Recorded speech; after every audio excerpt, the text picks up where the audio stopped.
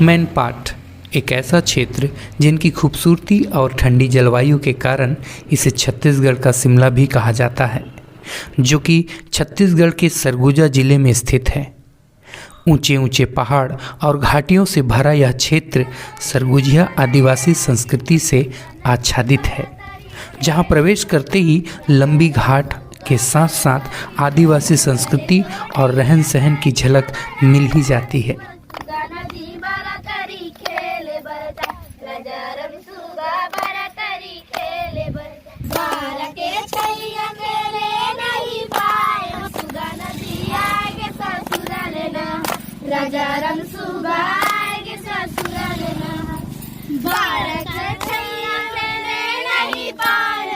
यहाँ शीतकालीन एवं अन्य छुट्टियों के दौरान यहाँ की छोटी छोटी आदिवासी बच्चियाँ अपनी संस्कृति को संजोए रखने का काम करती हैं। वहीं तिब्बती शरणार्थी अपनी मातृभूमि से मीलों दूर होने के बाद भी अपनी संस्कृति को संभाले रखे हैं। इनके संस्कृति और मंदिरों की विशालता को देखकर लोग मैनपाट को मिनी तिब्बत भी कहने लगे हैं।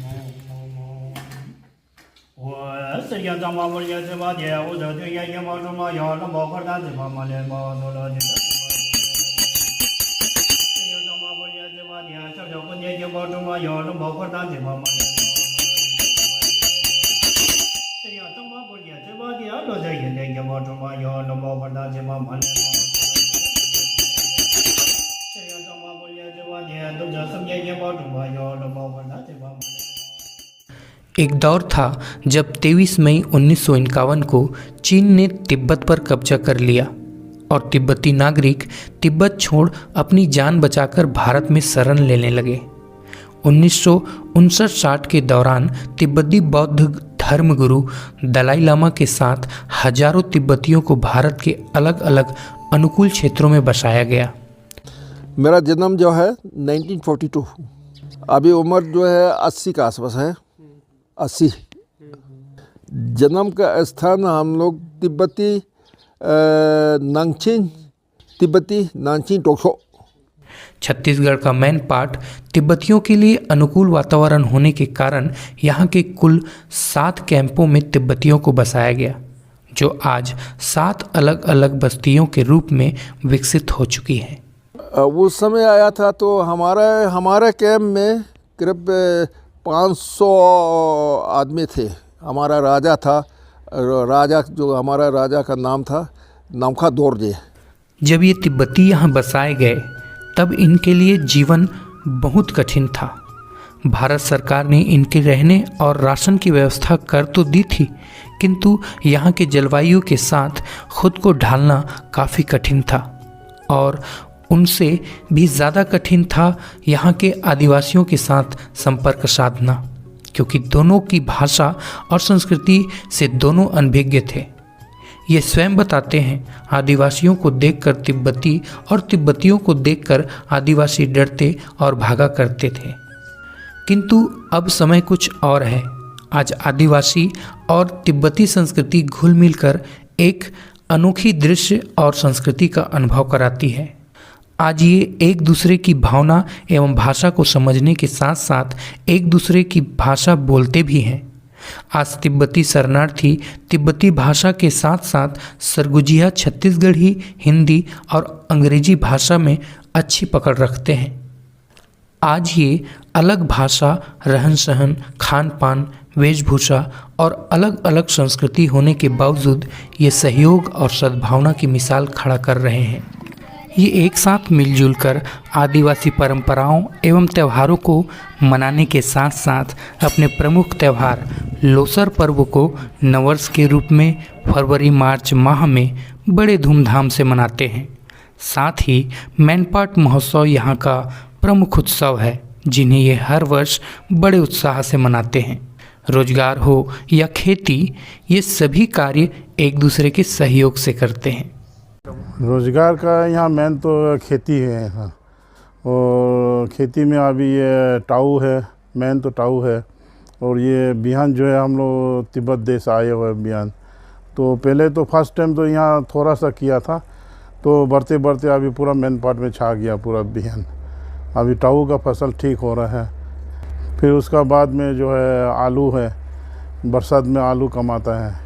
फिर अभी ये मेजरी बोलता है अभी खेरी, उसको भी अच्छा खासा कमाता है सर। पहले हम लोग फर्स्ट टाइम तो स्वेटर हाथ से बनाता था या बुनता था, फिर अब धीरे धीरे अभी मशीन में बुनने लगा और लोगों भी मशीन वाला ज़्यादा पसंद करने लगा है। और पहले गलीचा भी बनाता था, कारपेट, अभी तो कारपेट मशीन में बनने लगा है, पहले तो हाथ से बनाता था। और रोज़गार का ये दूसरा साधन जो है स्वेटर है सर।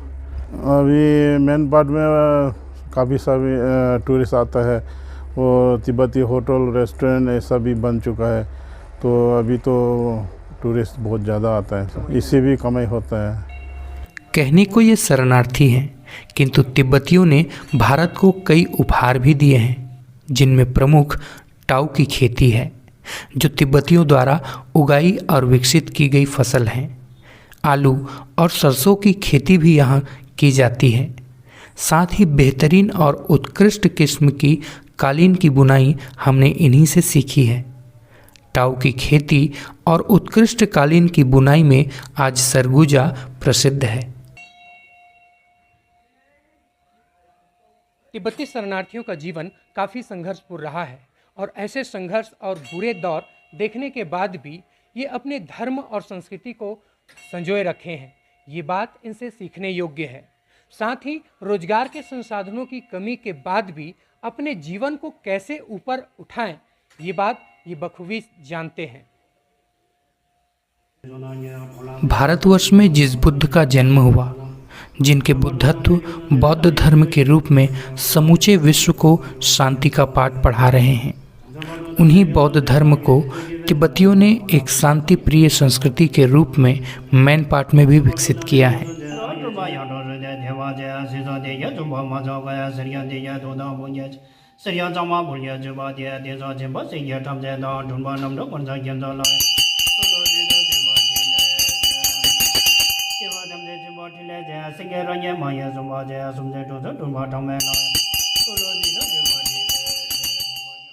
यहाँ तिब्बती शरणार्थियों के सभी कार्य एवं सामाजिक सरोकार्य धर्मशाला के नियमों के तहत संचालित होते हैं, जिन्हें ये प्रधान कार्यालय भी कहते हैं।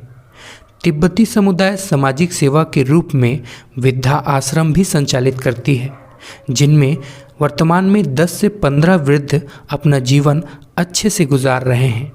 साथ ही उत्तम सामुदायिक स्वास्थ्य केंद्र, स्कूल एवं विभिन्न कार्य के लिए लोन हेतु कोऑपरेटिव बैंक भी संचालित करती है, जहां भारत सरकार के सहयोग की सराहना करते तिब्बती नहीं थकते। भारत सरकार ने जो है हम लोग को यहाँ भेजा था, तो यहाँ पे हम लोग को 3 साल तक फ्री राशन दिया, 3 साल भर तक। 3 साल के बाद फिर ये ज़मीन वगैरह तैयार, उसमें से कमाई करने के लिए बताया। ये घर है, ये पुराना घर जो है गवर्नमेंट बना के दिए। इंडिया बिल्कुल ठीक, एकदम ठीक है। तिब्बती का धर्म का जो बौद्ध धर्म का माँ जो है इंडिया है, इंडिया से फैला हुआ है। तो वो बोलता है कि इंडिया जो है बहुत अच्छा चीज़ है, एकदम बवन एरिया है, और उसका खाना भी सफ़ेद है, दिल भी सफ़ेद है, कपड़ा भी सफ़ेद है, ये सब बताता है। तिब्बती खुद को विकसित करने के साथ साथ अपनी संस्कृति को भी विकसित कर रहे हैं, जिनके फलस्वरूप कैंप नंबर 1 में पुराना भव्य बौद्ध मंदिर के साथ साथ ट्रस्ट द्वारा कैंप नंबर 3 में विशाल बौद्ध मंदिर का निर्माण किया जा चुका है, जहां गौतम बुद्ध की विशाल प्रतिमा है, जिनके संदेशों का अनुसरण बौद्ध भिक्षुक एवं सभी तिब्बती समुदाय करते हैं। इन मंदिरों में माँ काली और तारा देवी की विशेष पूजा की जाती है। यहाँ झंडों का विशेष महत्व है, जिन पर शांति संदेश के विभिन्न मंत्र लिखे होते हैं। साथ ही लाखों मंत्रों द्वारा प्रतिष्ठित मणि चक्र का विशेष महत्व होता है। इसे एक बार घुमाने से लाखों मंत्र के जाप का पुण्य मिलता है। मणि चक्र को बाएं हाथ की ओर घुमाया जाता है। उसी भांति झंडों पर लिखा मंत्र हवा के साथ वायुमंडल में प्रसारित होता है और विश्व में शांति फैलता है, ऐसी इनकी मान्यता है। हम बुढ़ा लोग जो है मन पड़ता है। मन मीन्स ओम मा न पे में हूँ, ये मंत्र है, खाली मंत्र। वही मंत्र जापता है मंत्र, ओम मन पे में, ओम मन पे में, ओम मन पे में, ओम मन पे में, ओम मन पे में, ओम मन पे में, ओम मन पे में, ओम मन पे में, ओम मन पे में, ओम मन पे में, ओम मन पे में, ओम मन पे में। संघर्षों के बीच सुख, शांति और समृद्धि को विकसित करना तिब्बतियों के स्वभाव में है। ये यहाँ की संस्कृति में रच बस गए हैं, किंतु वह पीढ़ी जिन्होंने पलायन का दर्द देखा है वे आज भी अपनी मिट्टी, अपना देश, अपने रिश्तेदारों को याद कर रो पड़ते हैं। वे आज भी एक बार जरूर अपने वतन जाना चाहते हैं।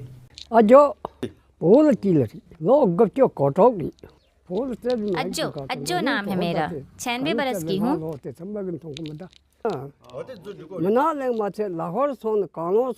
जाना चाहते अपने वतन, पर इस उम्र में कहाँ संभव है।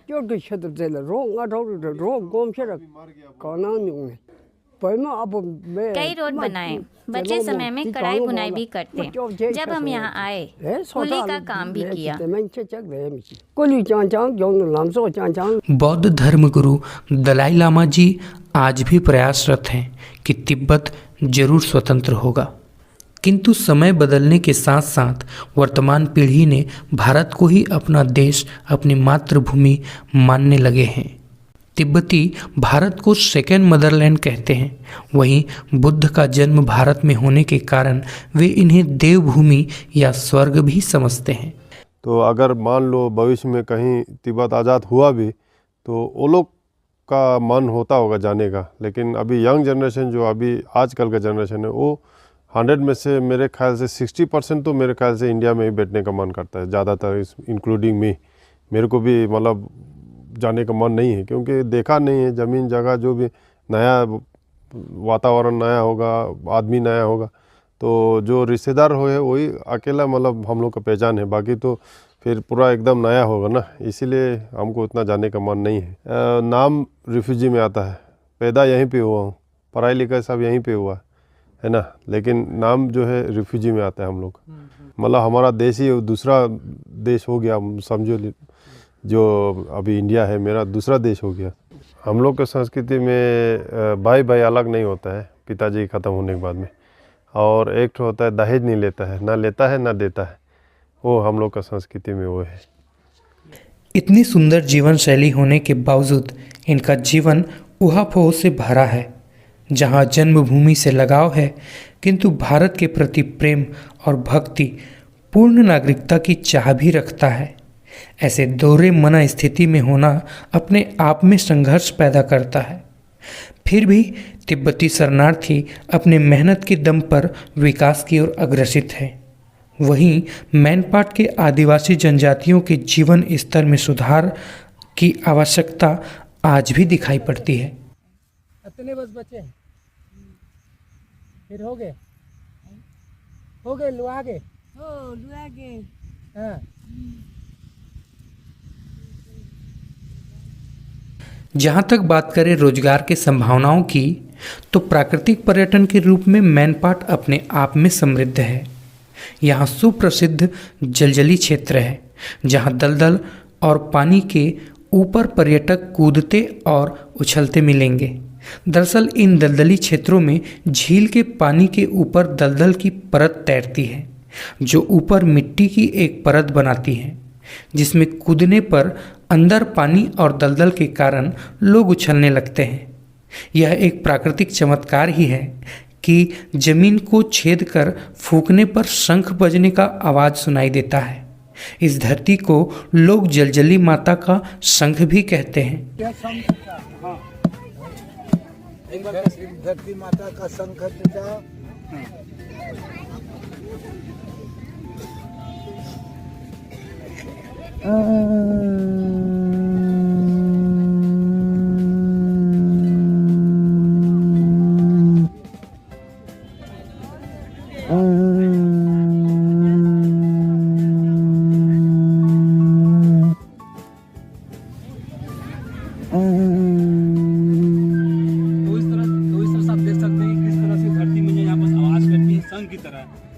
मनोरम दृश्य, मनोरम जो साउंड यहाँ सुनने को मिलता है काफ़ी प्रभावित है।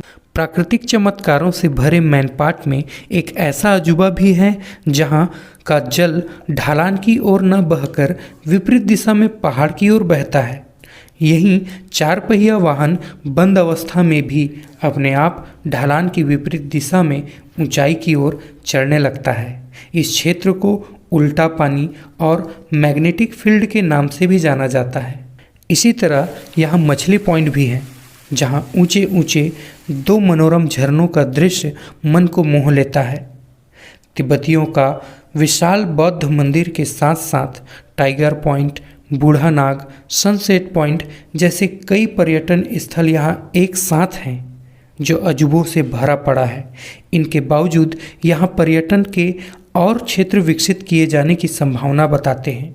यहाँ के स्थानीय निवासियों का कहना है कि लगभग 10 से 15 झरने की खोज वे कर चुके हैं जिन्हें और विकसित किया जा सकता है। छत्तीसगढ़ में एक तो मेन पार्ट जो है थोड़ा ऊंचाई जगह में है, तो थोड़ा ठंड रहता है, मौसम भी बढ़िया रहता है, तो इसलिए पर्यटन तो बहुत आता है।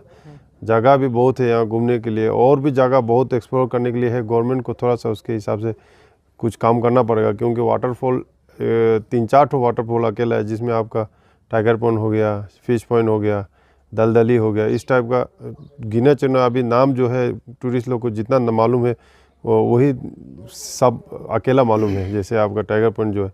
लेकिन उससे ज़्यादा भी वाटरफॉल बहुत है, जिसको खोजना है उसको जाने का रास्ता बनाना चाहिए। बहुत ज़्यादा मेन पार्ट में वाटरफॉल का कमी नहीं है, बहुत ज़्यादा है, लेकिन साधन नहीं है, जाने का रास्ता नहीं है। अगर गवर्नमेंट उसको बनाता तो और पर्यटन के लिए बहुत अच्छा हो जाता। इतने सारे विशेषताओं से भरा है मैनपाट। जो भी यहाँ आते हैं अपना अनुभव स्वर्ग सा बताते हैं।